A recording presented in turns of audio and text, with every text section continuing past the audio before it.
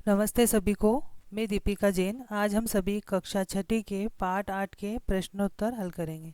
यहाँ पर पहला प्रश्न दिया है, एक पदेन उत्तरम लिखत, यानी एक शब्द में उत्तर दीजिए। यहाँ पर पहला प्रश्न है, के जलम वर्षंती, कौन जलम यानी पानी को, वर्षंती यानी बरसाते हैं, कौन पानी बरसाते हैं? तो मेघा। मेघा यानी बादल जो है वो पानी को बरसाते हैं। मेघा बहुवचन है, मेघ एक वचन, मेघा यानी बादल। दूसरा प्रश्न है, कह यानी कौन देश रक्षा, देश की रक्षा करोति यानी करते हैं, कौन देश की रक्षा करते हैं? तो सैनिक कह यानी सैनिक जो है वो देश की रक्षा करते हैं।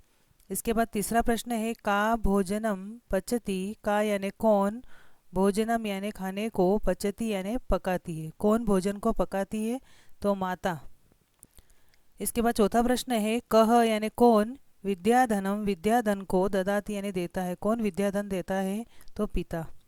इसके बाद प्रश्न नंबर दूसरा है, एक वाक्यन उत्तरम लिखत, एक वाक्य में उत्तर दीजिए। पहला प्रश्न दिया है इसका, धनम, धन जो है पैसा जो है, किमर्थम किस लिए, भवती यानी होता है, धन किस लिए होता है?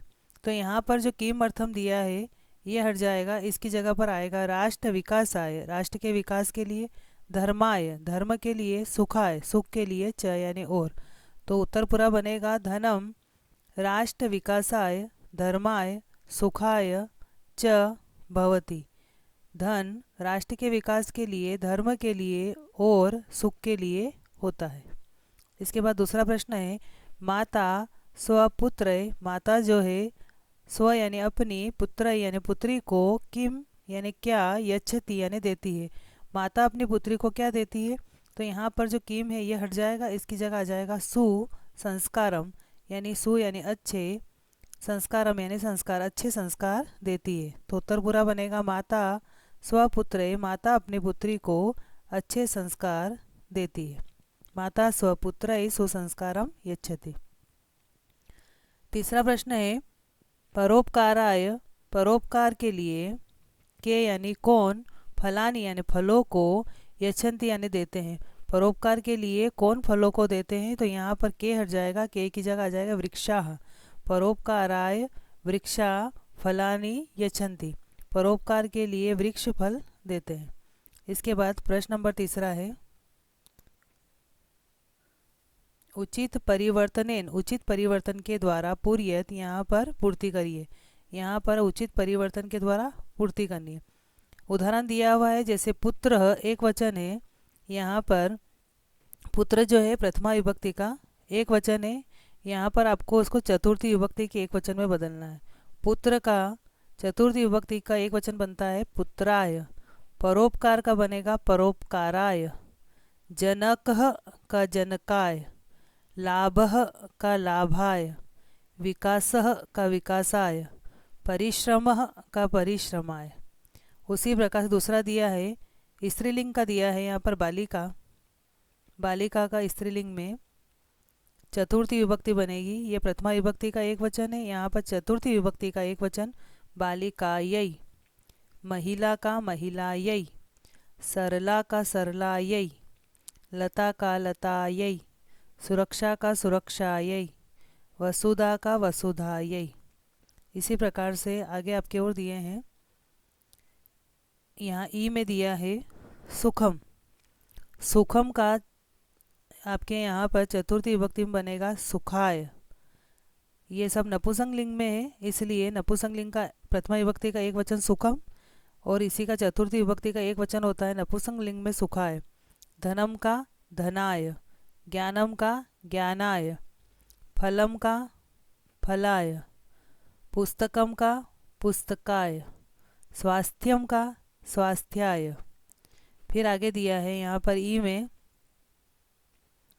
नदी शब्द दिया है, नदी स्त्रीलिंग शब्द है, बालिका भी स्त्रीलिंग है और नदी भी स्त्रीलिंग है, लेकिन बालिका जो है आ की मात्रा वाला है, आ की मात्रा से लास्ट, और नदी ई की मात्रा से लास्ट हुआ, इसलिए यहाँ पर ये नदी स्त्रीलिंग शब्द है लेकिन ई की मात्रा वाला है। तो नदी में यहाँ पर चतुर्थी विभक्ति का एक वचन हो जाएगा नद्यै, जो द है ये हो जाएगा आधा और ये ई की मात्रा बदल जाएगी य में और बाद में लग जाएगा आई की मात्रा, तो बनेगा नद्यई। जननी भी इसी प्रकार से बनेगा, ज ऐसा कैसा, ये न भी ऐसा ही, और ये बाद वाला न जो है हो जाएगा आधा, ई की मात्रा बदल जाएगी य में और उस पर आई की मात्रा लग जाएगी, तो बनेगा जनन्यई। सखी से बनेगा सख्यई, पुत्री से पुत्रई, शालिनी तो शालिन्यई, नलिनी नलिन्यई। प्रश्न नंबर चौथा है बहुवचने परिवर्तित, बहुवचन में परिवर्तन करिए। यहाँ पर बालकाय जो है वो चतुर्थी विभक्ति का एक वचन है, इसी को चतुर्थी विभक्ति के बहुवचन में बदलना है, तो बालकाय का बन जाएगा बालकेभ्य। उसी प्रकार से पुत्राय एक वचन है चतुर्थी विभक्ति का, इसी का बहुवचन बनाएंगे तो पुत्रेभ्य। विकासाय का विकासेभ्य, परिश्रमाय का परिश्रमेभ्य। इसके बाद दिया है प्रश्न नंबर 5, उचित पदेन उचित शब्दों के द्वारा रिक्त स्थानम पूर्यत, रिक्त स्थान की पूर्ति करिए। यहाँ पर दोनों में से जो उचित शब्द है उससे रिक्त स्थान की पूर्ति करिए। पहला दिया है मोहन, मोहन जो है भोजनम ददाती, भोजन को देता है, तो दा धातु के अर्थ में, दा एक क्रिया है, वर्ब है, धातु है। यहाँ पर जहाँ दा आ जाता है वहाँ पर जिसको देते हैं उसमें हमेशा चतुर्थी विभक्ति का प्रयोग होता है। मोहन जो है वो भोजन को दे रहा है, लेकिन किसको दे रहा है, वो भिखारी को दे रहा है, तो भिक्षुक, दोनों जगह भिक्षुक है, भिक्षुक का अर्थ होता है भिखारी, लेकिन भिक्षुकम में द्वितीय विभक्ति लगी, भिक्षुकाय में चतुर्थी, तो हम कौन सी लगाएं, तो दा धातु के अर्थ में हमेशा चतुर्थी विभक्ति आती, तो यहाँ हो जाएगा भिक्षुकाय। इसके बाद धनम भवती, पैसा होता है, धनम यानी पैसा, भवती यानी होता है, काय के लिए होता है पैसा, तो के लिए के अर्थ में हमेशा चतुर्थी विभक्ति का प्रयोग होता है। तो परोपकारण का अर्थ होता है परोपकार से, और परोपकाराय मतलब परोपकार के लिए, जहाँ पर के लिए अर्थ निकलेगा वहाँ पर चतुर्थी विभक्ति आती है, तो यहाँ हो जाएगा परोपकाराय। शास्त्रम यानी शास्त्र, अस्ति यानी है, शास्त्र है, काय के लिए, तो पंडिताय यानी ज्ञान के लिए वह शास्त्र होता है, इसलिए पंडिताय। भोजनम भवती, भोजन होता है, किसके लिए होता है, तो स्वास्थ्याय, स्वास्थ्य के लिए, के लिए अर्थ में हमेशा चतुर्थी आएगी। महिला धनम ददाती, महिला जो है धन को देती है, दा धातु के अर्थ में चतुर्थी आती है, तो महिला किसको धन दे रही है यहाँ पर, तो निर्धन को दे रही है, इसलिए निर्धनाय, निर्धन के लिए। इसके बाद प्रश्न नंबर 6 है, प्रदत्त शब्दे, दिए गए शब्दों के द्वारा, यानी कोष्टक के अंदर जो शब्द दिए गए उनके द्वारा रेखांकित शब्दान, जो रेखा खींची हुई है इन शब्दों को आधारित लेकर के प्रश्न निर्माणम कुरुत, प्रश्न निर्माण करिए। यानी जहाँ पर रेखा खींची हुई उनको हटाना है, उसकी जगह पर जो रिक्त स्थान में शब्द दिए गए हैं उनके द्वारा आपको प्रश्नों का निर्माण करना है। उदाहरण दिया है, मेघा जलम यच्छन्ति, बादल जो है जलम यानी पानी को यच्छन्तियान देते हैं, बादल पानी देते हैं, इसका यहाँ पर जलम हट जाएगा, जलम की जगह प्रश्न निर्माण करना है, तो मेघा बादल जो है वो क्या देते हैं, तो क्या को बोलेंगे किम, मेघा किम यच्छन्ति।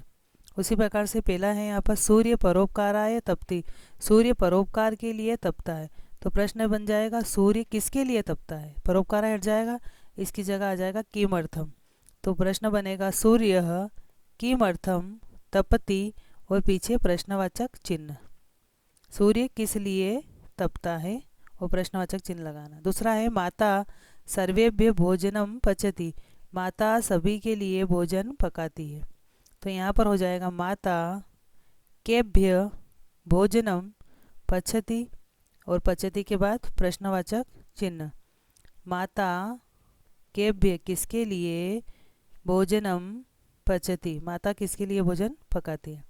तीसरा है वृक्षा फलानी यच्छन्ति, पेड़ जो होते हैं फलानी यानी फलों को यच्छन्ति यानी देते हैं, तो प्रश्न बनेगा वृक्षा कानी यच्छन्ति, वृक्ष किसको देते हैं, तो वृक्ष फलों को देते हैं, तो वृक्ष किसको देते हैं, तो वृक्षा कानी यच्छन्ति, वृक्ष किसको देते हैं।